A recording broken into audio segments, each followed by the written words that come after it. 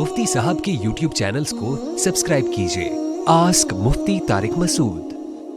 جنازہ لے جاتے ہوئے اونچی آواز سے کلمہ پڑھنا. جنازہ لے جاتے ہوئے جو اونچی آواز سے کلمہ شہادت کہا جاتا ہے، کیا اس طرح کہنا ٹھیک ہے؟ صدیق اکبر خوشاب سے. نہیں بھائی، یہ ٹھیک نہیں ہے. جنازہ لے جاتے ہوئے آہستہ کلمہ پڑھنا چاہیے، یا کوئی بھی ذکر کرنا چاہیے آہستہ آواز سے.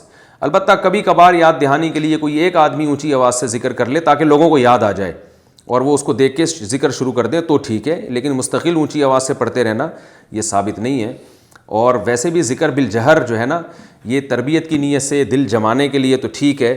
جیسے اہل اللہ خانقاہوں میں ذکر بالجہر کراتے ہیں تاکہ ایک دھیان لگے، وہ تو دھیان لگانے کے لیے یا عادت ذکر کی ڈالنے کے لیے یا چیک کرنے کے لیے کہ کون ذکر کر رہا ہے کون نہیں کر رہا. کوئی ایسی مصلحت ہو تو ذکر بالجہر جائز ہے، لیکن فی نفسی ہی شریعت میں ذکر بالجہر بذات خود پسندیدہ نہیں ہے.